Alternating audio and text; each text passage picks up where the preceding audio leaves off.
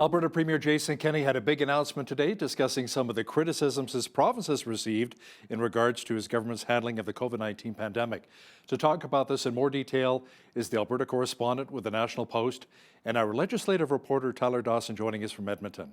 Tyler, let's talk about the big media avail that Premier Kenney had earlier today.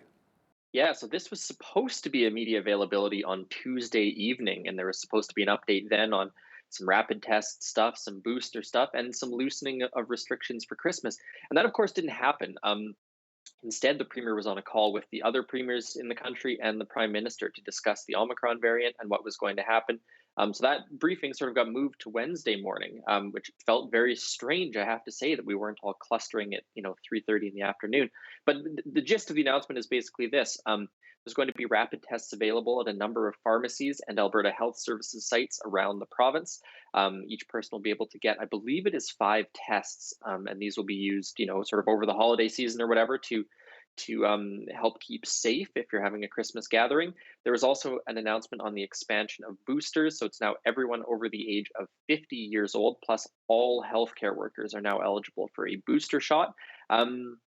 And the last bit of the announcement, there's some other school stuff in there in terms of rapid testing deployed for schools that have 2 active cases. But the other big thing really was some very slight reductions, I would say, on the gathering restrictions. So as of yesterday, as of Tuesday, it was, of course, the vaccinated could gather with 10 people from no more than 2 households, and the unvaccinated could not have social gatherings.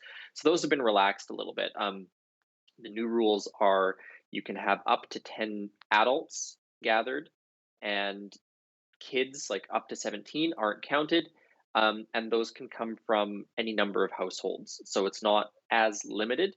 The premier says that this is still the most stringent rules in the country.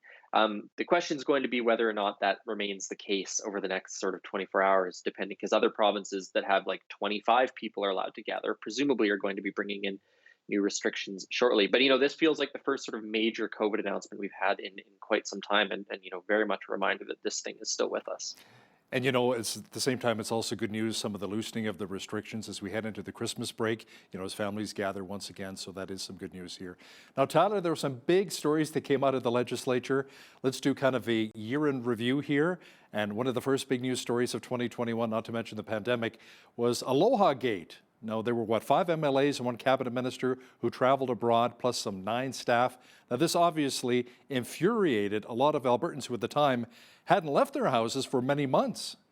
Yeah, this was, a huge controversy at the time, and it seems so long ago, but, and honestly, we'll have to see whether or not another sort of controversy like this emerges over the next few weeks. But you're right, this was sort of Christmas 2020, and people hadn't left their houses. There were travel advisories. There's very much cautions against leaving the country and things like that, and a whole pile of UCP MLAs and staff left the country, and it ended up being this like huge controversy for the premier. And he was attacked sort of from all sides. People on the left, people on the right, people who'd been following the rules, and felt like their leadership should be doing the same thing. So it was the first sort of big controversy of 2021, and took up quite a lot of attention. And as I said, I think we'll have to wait and see what happens this year, because just last week a memo went out to the UCP caucus regarding travel, basically pointing out that there were no restrictions on it right now and things like that. So there are presumably a number of people who have travel plans, and we'll have to see what happens with those. Now let's talk as well about Premier Jason Kenney saying we're open for summer, but then we're closed for fall as we got ready for the 4th wave here. Basically, everyone admitted overselling this was a bit of a mistake, even people within the party. And Tyler, I guess if you couple this with Kenney being on holidays and the perception that the government kind of went AWOL in August, then delays in introducing public health measures that led to a near collapse of the healthcare system, this didn't sit well with a lot of Albertans here. If there was one thing that sort of most substantially damaged the Kenney government this year, I think that's probably it. The premier won't say that the Open for Summer plan was a mistake. He actually does think that at the time the science justified it, that the experience of countries like Great Britain justified it. But what everyone else sort of in the party is saying is they oversold it by saying that we're open for good, we're not going to have restrictions come in again, we're not going to have a vaccine passport.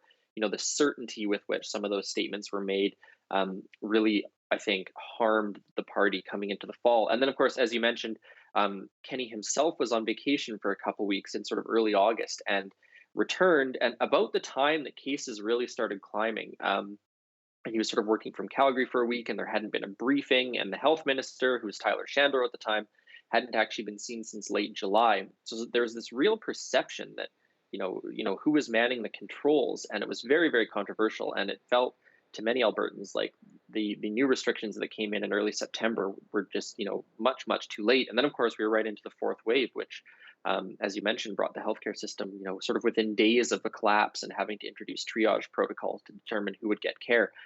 So sort of a cascading series of events over about 3 or 4 months there, that can sort of be linked back to the open for summer thing, and hugely controversial for Jason Kenney's government. Now, something else from this past year was some of the infighting within the party itself, and the United Conservative Party weren't really as united at times. Some within caucus felt that, maybe they didn't go far enough when it came to restrictions. Others said they went too far. Where do we stand now? And that was also a big topic of discussion this year, the infighting. It really was, especially in the Canadian context generally, when there's so much party discipline. Some of the caucus infighting seemed, very, very dissonant this year. And Kenny, has been fairly open about it, saying, "Look, there's disagreement on these things within my caucus, and we hash it out and have respectful discussions, and so on and so forth." However, some of this sort of spilled out publicly. There was a letter back in the spring that was signed by more than a dozen UCP MLAs saying that more restrictions was not the answer. Two members of his caucus, Todd Lowen and Drew Barnes, were ejected over some of their agitating over COVID restrictions. And then, sort of in the fourth wave, there is this whole sort of idea that this palace intrigue that they were going to oust Jason Kenney in a caucus meeting with a vote of non-confidence in his leadership, and that never materialized. So at the end of the day, there was a lot of smoke but no fire. But it has certainly been very much a part of the political story this year that, in addition to fighting COVID-19, in addition to trying to get some of his agenda items passed, Jason Kenney's also spent all this time fighting with his own caucus about the government's agenda. Now, it's also notable because this means there's going to be a leadership review in the spring. But Tyler, you and I have talked about that before. Who's really strong enough to take the reins if it's not Jason Kenney and take on Rachel Notley and the NDP? Now, there is word now that Brian Jean actually won the nomination for the UCP in Fort McMurray. Is that official yet? I believe it is, and the question, of course, is whether or not he's going to win that by-election, and that seems, I think, it's fair to say, almost a certainty, which will cause all sorts of interesting drama within the UCP caucus once he takes his seat in the legislature. But you raise a great question about this leadership review comes along. Is Jason Kenney going to lose? Of course, is the first question, and I think that's an open question, frankly. He has a lot of the support of people with sort of the ground game and the tactical acumen to survive a leadership review. The attempts at the UCP AGM from people who don't like him to cause problems for him, I mean, they really failed. So I think he has a good chance of surviving if he wants to. If he doesn't survive, then of course we get into the question of who's going to take over. And Brian Jean was sort of the first out the gate to say that yes, he wants to take over the party. Yes, he wants to be the Alberta Premier. Danielle Smith has sort of carefully tossed her hat into the ring. And then of course whoever wins this, who knows? Maybe it could be Leela here. Maybe it could be Travis Taves. There's all sorts of names that sort of float around. And then the next question, of course, is who could defeat Rachel Notley in the 2023 election, and that is in and of itself, a completely separate and equally important question for the party. Yeah, Rachel Notley, as a result of what's happened within Jason Kenney's caucus here, apparently Kenney's leadership plummeted. Only 20% of Albertans at various times thought he was doing a good job. But Tyler, let's be honest, a lot of politicians face some pretty hard times. I mean, Doug Ford was very unpopular in Ontario. I mean, Horgan and BC, Moe as well in Saskatchewan. So a lot of provincial leaders took a hit during the pandemic here. But a new poll from Leger shows that the NDP leads the UCP if an election were to be held immediately.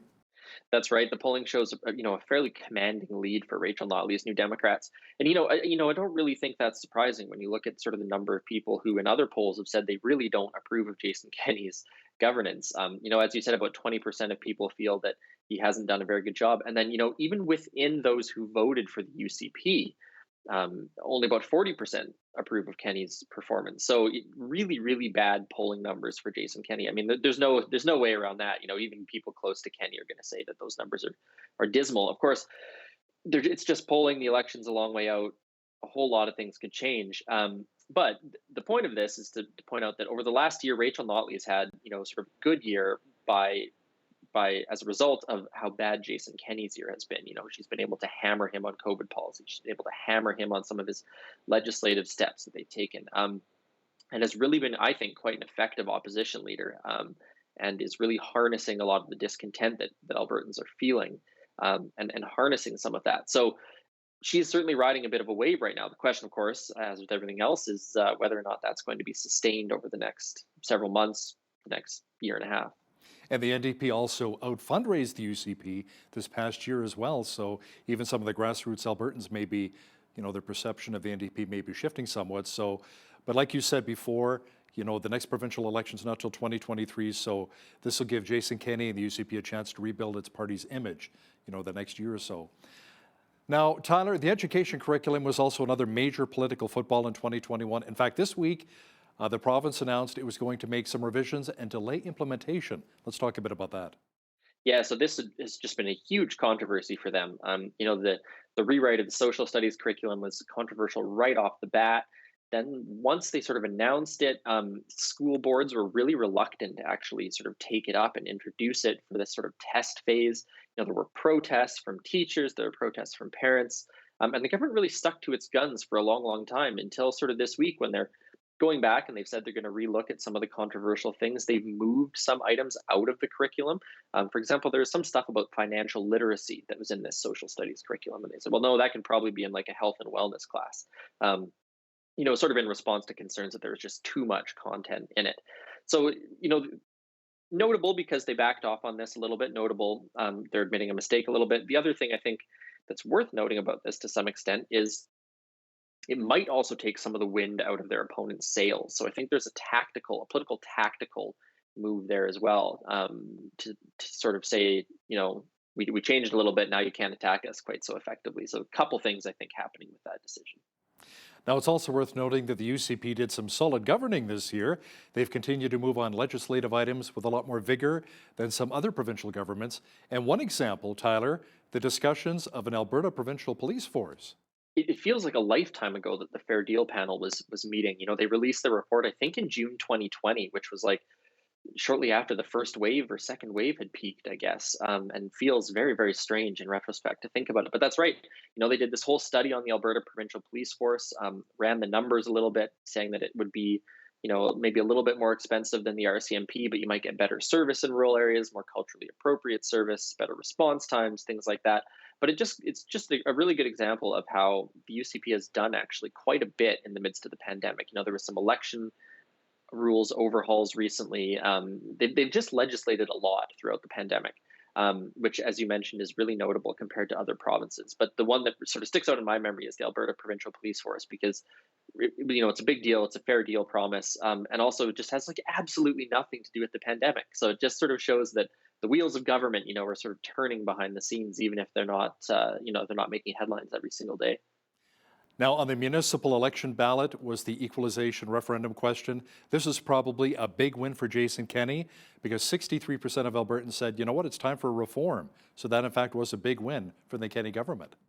And they really needed a win about that time. This was held sort of as the fourth wave was tapering off, about the time that poll I mentioned where he was at like 20% popularity came out.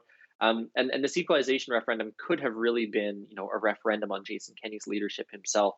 But as it turned out, Albertans voted the way that pretty much everyone expected them to.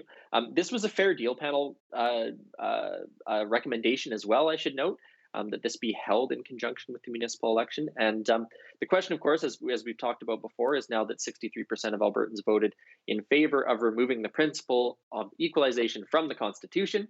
The question, of course, is what happens now. Are there going to be negotiations? What can the Kenney government do to make this sort of happen? Is this a political tool that can be used in some other fashion? All that's a little bit unclear, frankly, but certainly a very big part of politics in Alberta in 2021. Tyler, the Ariella Kimmel lawsuit was also another major political story. It led to some within Kenney's caucus calling for his resignation. Tell me more about that. Yes, so Leela here had called for his resignation over this lawsuit. It's a little bit of a complicated lawsuit, but the Coles Notes version is Ariella Kimmel was a former staffer for Doug Schweitzer, and she was dismissed. And so she claimed in a lawsuit that she was dismissed because she had reported sexual harassment and sort of a toxic work culture. The government, of course, responded in legal documents saying that wasn't the case. She was let go in line with her contract, and sort of disputes that these allegations of harassment and a poor work culture went unaddressed. They said they were addressed. Um, this just sort of it blew up a little bit at the legislature with the NDP really hammering the Kenny government over this. As you mentioned, some within caucus upset about it. So just a very dramatic few days on this lawsuit. And I think that's probably something we'll hear a little bit about intermittently moving forward, because of course a lawsuit does not end in a few months or even or anything like that. So it's going to be on the radar for sure. Our legislative reporter and the Alberta correspondent with the National Post, Tyler Dawson, thanks for the great work this year. Merry Christmas, Hal.